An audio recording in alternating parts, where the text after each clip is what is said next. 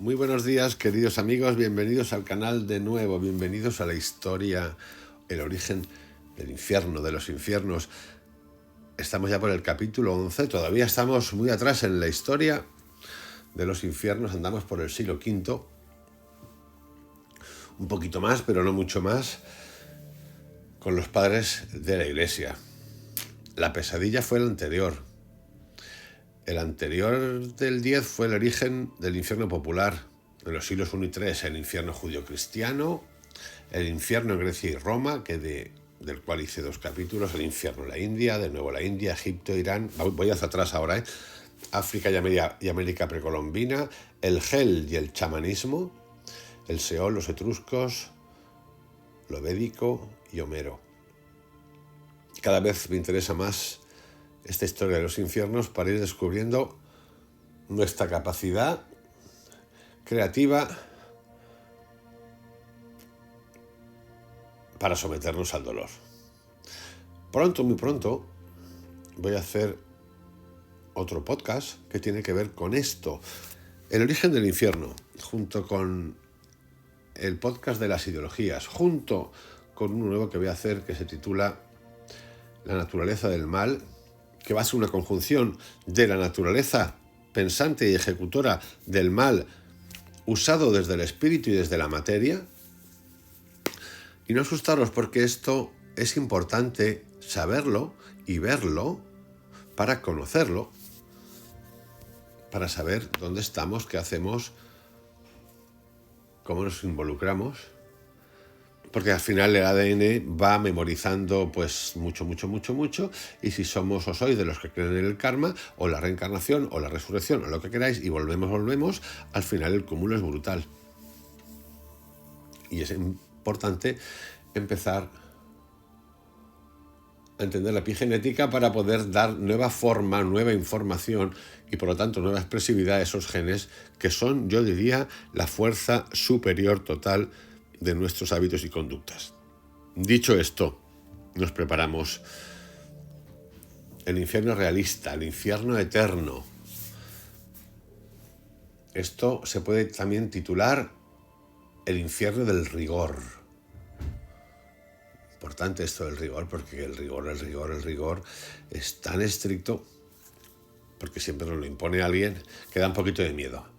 Así pues, la mayoría de los padres de los padres de la Iglesia me refiero, defienden la concepción más estricta del infierno: fuego real y tormentos eternos, con matices. Sobre todo, donde en la acción de las llamas tenemos para todo. Nos recreamos en la acción de las llamas para recrear el infierno. Tipos de llamas, tipos de dolores por el fuego. No tiene fin esto.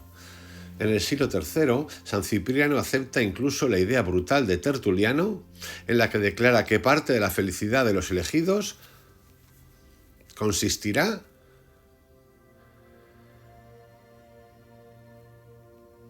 en el espectáculo de los condenados torturados. De nuevo repito, el espectáculo de los condenados torturados.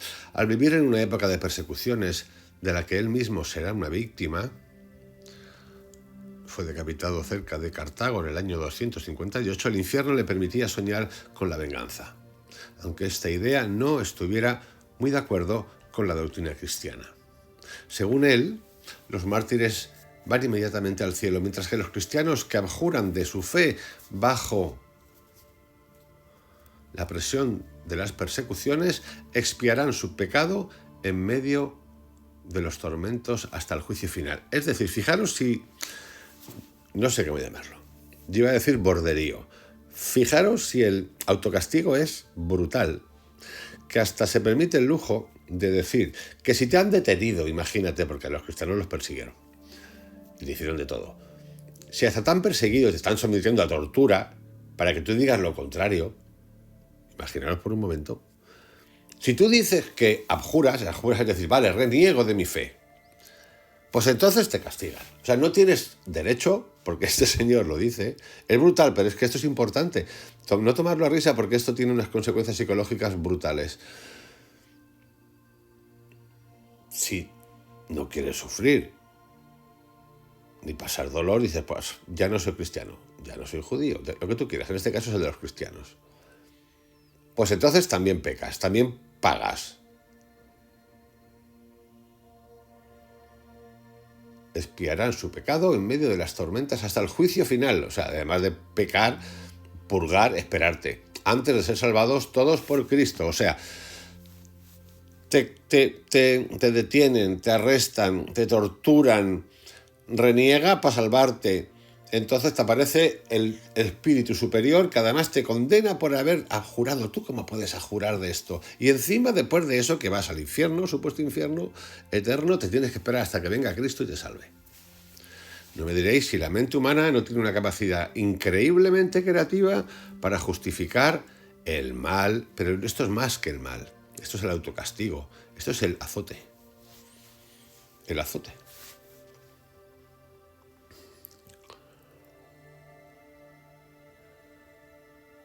Los demás entrarán en ese momento en los infiernos, que hasta entonces no abrirá sus puertas. Qué grande será el día del juicio, dice el elemento. El Señor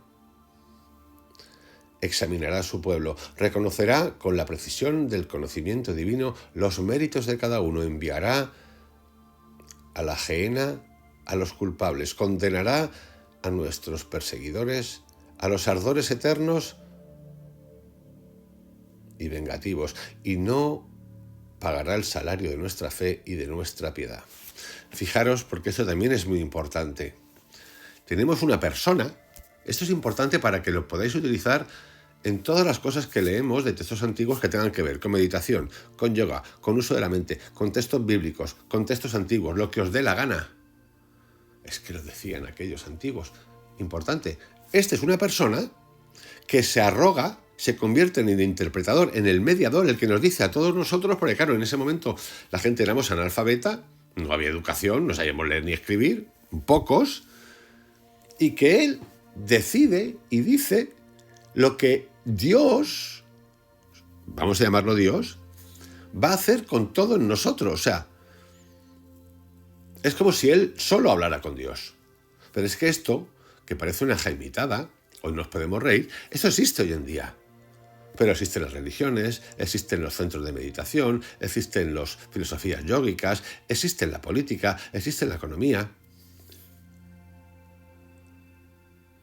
El agente propagandista. Por eso repito tantas veces, todo lo que no sea entrar en libertad y salir en libertad es pura fantasía. Filtros, como dice Jacobo Greenberg, filtros. A menos filtros, más realidad. A más filtro, más ficción. Un contemporáneo de Cipriano, Hipólito de Roma, nos da más información precisa sobre la sala de espera del infierno, el Hades.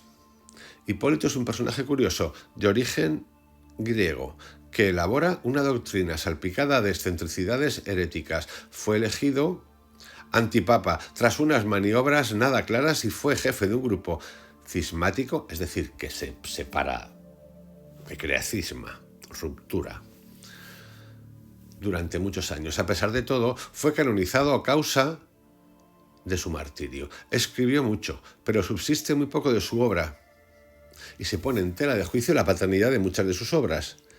Ese es el caso de su tratado sobre el universo, compuesto antes del 225 y conocido por la relación que hace de él Juan Damasceno en su Sacra Paralela. Sea quien fuere el autor, este libro de comienzos del siglo III dice que antes del fin del mundo los buenos y los malos aguardan en dos compartimentos distintos del Hades, del infierno, donde se les ofrece una muestra de lo que les espera. Los demonios enseñan a los condenados las calderas. En el siguiente texto nos hallamos en contacto con la literatura popular. El Hades es un lugar informe donde se hallan las almas de los justos y de los injustos. La luz del mundo no luce en esta región, donde reina necesariamente una oscuridad continua. Podemos continuar así, como dicen por ahí, ad infinito, hasta el infinito, y yo diría que hasta el infinito y más allá.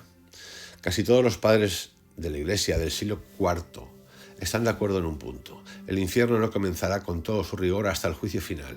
Para que los sufrimientos sean completos, es menester que el cuerpo resucite.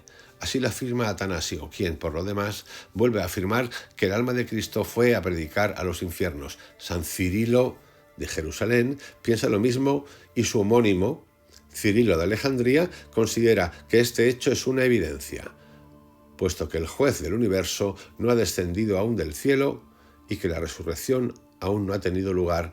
¿Cómo se puede ser tan tonto para pensar que algunos han recibido ya la retribución de sus obras buenas y malas? Es decir, que tú no recoges frutos hasta que aparezca el fin. Dolor, dolor, dolor, dolor, dolor. Dolor y escondido la esperanza.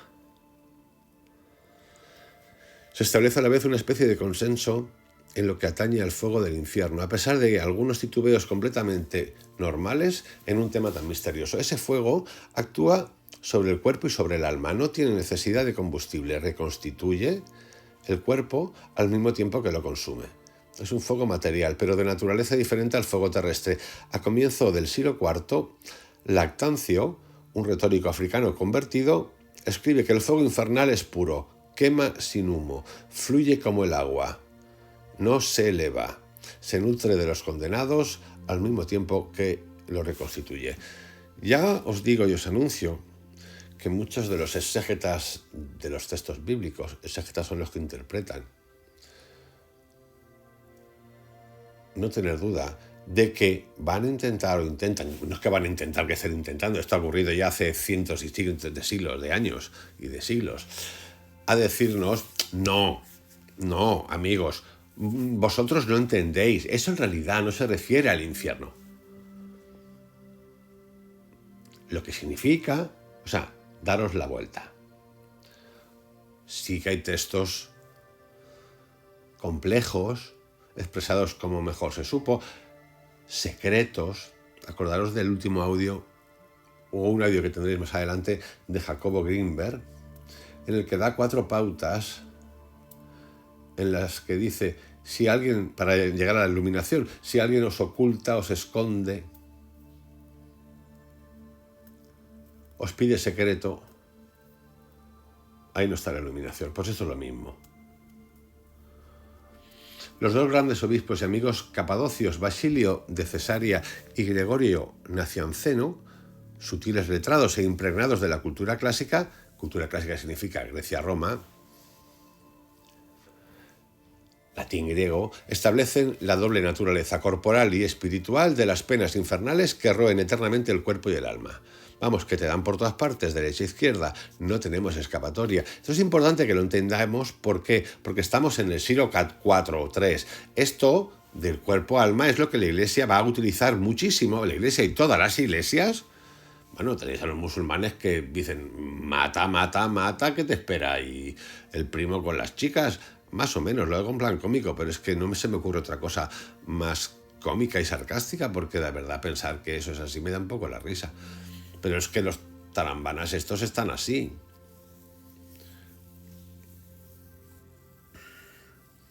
Y la Iglesia, y las teocracias, como la de Irán, como el Vaticano, como el judaísmo ultraortodoxo, estos siguen igual. Como los testigos de quien queráis, todos, como las fuentes seminales como esencia, que se apoderan de las meditaciones, de las técnicas, los que queráis, es todo lo mismo, ahí no hay libertad.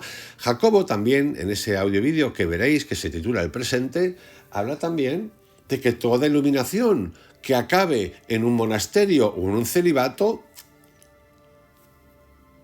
agua. Pues ya me contaréis cómo está el asunto. Pues esto es lo que hay, ¿no? El ejemplo que os puse. En una boda de una de estas cosas, se asustaron porque los que se habían casado se les ocurrió darse un beso dentro de esa iglesia, que no es iglesia de la institución quien sea. No le voy a decir, me da igual, no importa. Pues es sofocante, es limitante, es antivida. Entramos en libertad, salimos en libertad.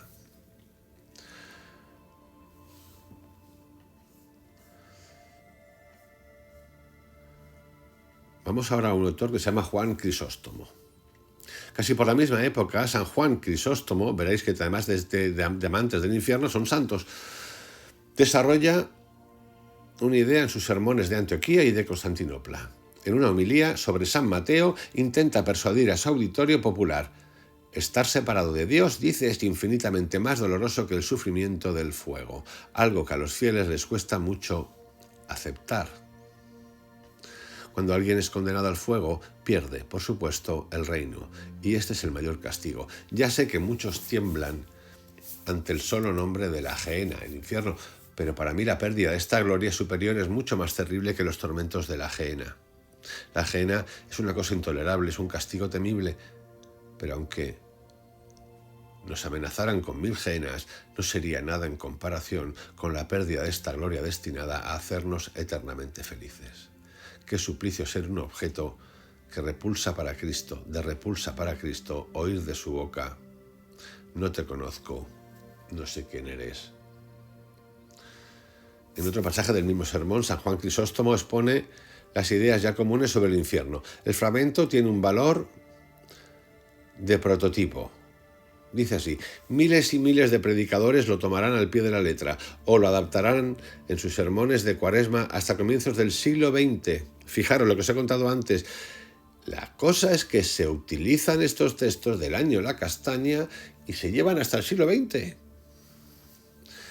En él, en ese texto, están todas las ideas clásicas: un fuego terrible, la soledad de cada condenado, sin amigos, sin ayuda, rodeado de enemigos, la desesperación más absoluta ante la falta de ayuda y la eternidad de las penas.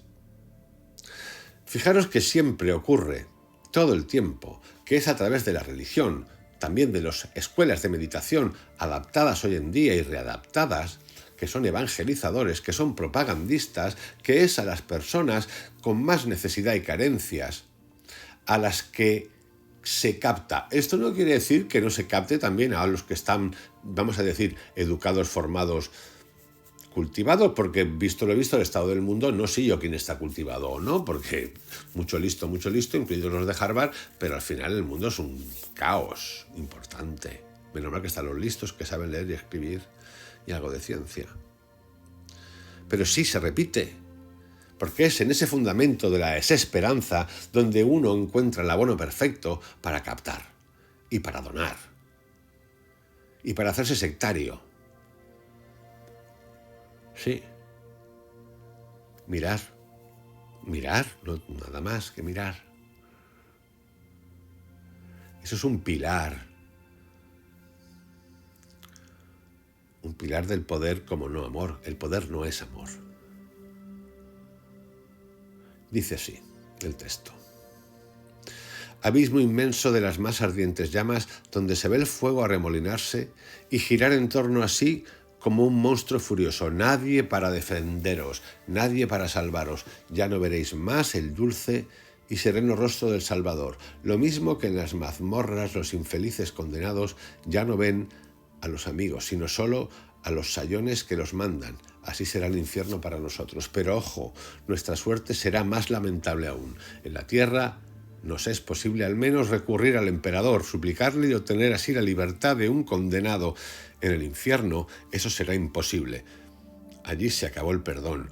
Allí hay que permanecer, para siempre en medio de tormentos y de dolores indecibles. Esto es tan simpático como la desobediencia al Estado. Yo me he encontrado con gente de muy diversas circunstancias económicas, ideológicas, de diferentes países, que son obedientes al Estado.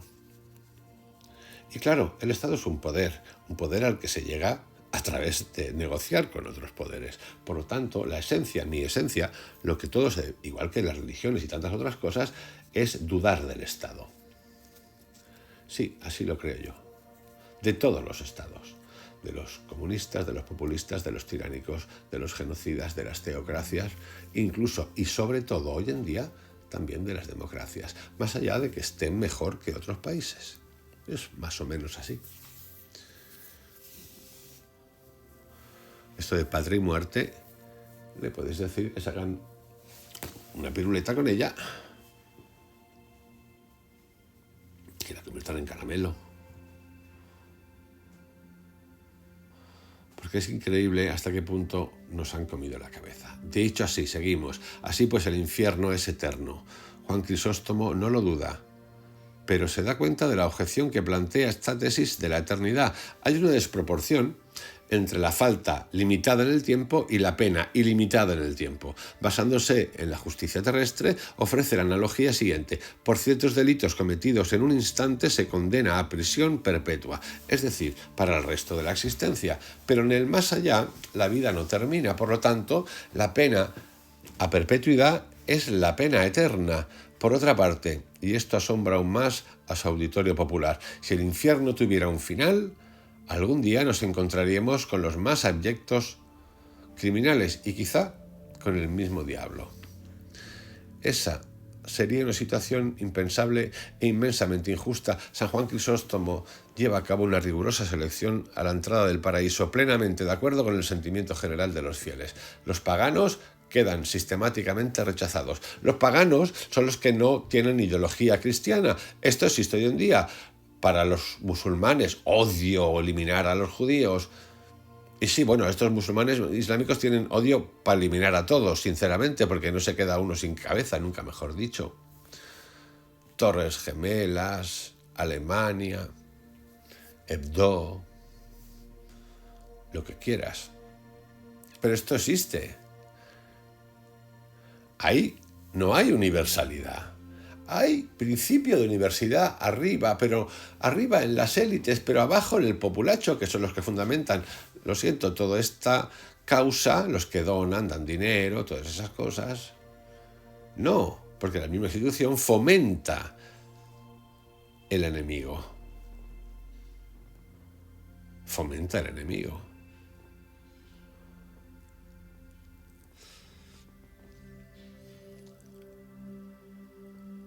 Los paganos quedan sistemáticamente rechazados. O sea, que toda esta espiritualidad, en esencia base del acervo cultural que llaman del cristianismo y de la Iglesia, tiene fundamentos en frasecitas como estas. El que no pertenece está fuera, es enemigo. Esto ocurre todo el tiempo. Aquí también ocurre en la sociedad, nos ocurre a nosotros. Si entre ellos hubiera virtuosos, no tendrían ningún mérito, puesto que se trata de una simple disposición natural, o bien se portan así para obtener algún beneficio, por lo que su virtud no es más que orgullo. Así podemos seguir y seguir, queridos amigos, con este infierno que voy a ir adelantando sobre todo para ir revisando cómo nos ha impactado estas formas de pensar todo el tiempo. Y claro, ya os invito a una cosa. Esto es un infierno bastante culturalmente cristiano-católico. Si hay alguno que no es ni cristiano ni católico, puede decir, claro, es que estos cabrones luego quemaron a la gente. Bueno, pues este infierno está por todas partes, queridos amigos. De hecho, he hablado del infierno en Egipto, aquí también. Del Hel bárbaro de Grecia, de Roma, de la España cañí, iba a decir, de la América precolombina, de los hindúes. A ver si creéis que el hecho del fuego es solamente de los católicos. Los más ardientes hoy en el infierno son los islámicos. Y nadie los para. Sus líderes no los paran, pero igual que en la Iglesia Católica, que ahora es más bien normal, ya no quema casas, ya no quema nadie, pero sí que expropia cosas, se queda con dinero, no paga impuestos en muchos países. Sí, esto ocurre, por amor a Dios. La suerte es que ya no le da por quemar a nadie, menos mal, hace tiempo que no quema a nadie. Los otros sí, que es un poco salvajado, pero no sé, hay todavía gente que está encantada con eso, de que pongan y liquiden gente. Oye, les va bien, los defiende. O sea, que sigue existiendo esto. Entonces me interesa ir progresando, me refiero, progresando, porque aquí no hay progreso, aquí cada vez hay más infierno. Progresando me refiero entendiendo cómo el proceso de cultivo del infierno, el dolor, la marginalidad, a través de las instituciones religiosas, ha llevado no separar la religión de la política, porque no puede ser separado, no tiene separación. Solo si entramos en libertad salimos en libertad. Y tampoco en las instituciones religiosas meditativas, espirituales, que llaman. No. No tiene separación. Esta separación no existe. En la ciudad de Dios de San Agustín, el infierno, por supuesto, es eterno. Agustín se refiere a la justicia humana. Desde las leyes de Servio Tulio, dice Agustín, todos los delitos cometidos en un tiempo muy corto se castigan con penas que duran muchos años. Si es justo vengar mediante el látigo el beso dado a la mujer de otro, fijaros si son burros. Burros, claro, digo, vale, pero hoy también pasa algo de esto. Si es justo vengar mediante el látigo el beso dado a la mujer de otro, ¿no es cierto que quien lo ha hecho en un instante se ve castigado durante horas enteras, tiempo incomparablemente más largo, y que las mieles de un deleite pasajero se castigan con largos sufrimientos? La pena de muerte corta definitivamente la vida por un delito de breve duración. Nada puede haber más normal que el hecho de que un delito contra Dios sea castigado con el corte definitivo de la vida eterna. Es decir, si ya en el mundo material... Esto es San Agustín, ¿eh? La ciudad de Dios, qué maravilla. Pues ahí tenéis la maravilla. Partes de las maravillas. Si no solamente el castigo en la vida terrenal es ya impuesto, ¿se te ha ocurrido besar a la mujer de otro, por ejemplo? Lo cuenta él, no lo cuento yo. Esto no es suficiente, porque en la vida después vas a tener que seguir pagando. ¿Con qué? Con la negativa a acceder al amor divino. Te vas a joder en el infierno para siempre. Todo esto se va arrastrando por siglos y siglos y siglos en todo tipo de culturas. Sin fin, sin fin.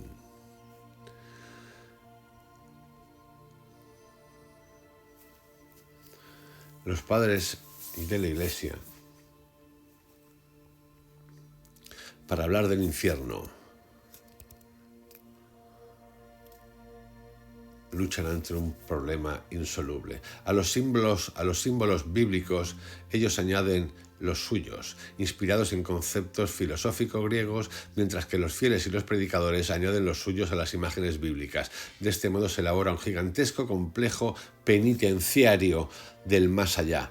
La Alta Edad Media va a oficializar, popularizar y utilizar con fines prácticos esta institución. Es decir, vamos a pasar del infierno a convertirlo en ley, que ya está casi de caminito. En la Edad Media se va a convertir en ley, y ley común, como decían los romanos, la ley de uso, de lo aceptado por todos. Eso se convierte en ley, tiene un nombre, no me sale ahora. Y lo van a llevar verdaderamente hasta el extremo. Os envío un abrazo. El próximo capítulo tiene que ver con el infierno bárbaro. Y tiene que ver con los siglos 6 y 10. Prepararos, abrocharos los cinturones, porque vienen curvas. Un abrazo grandote, hasta mañana.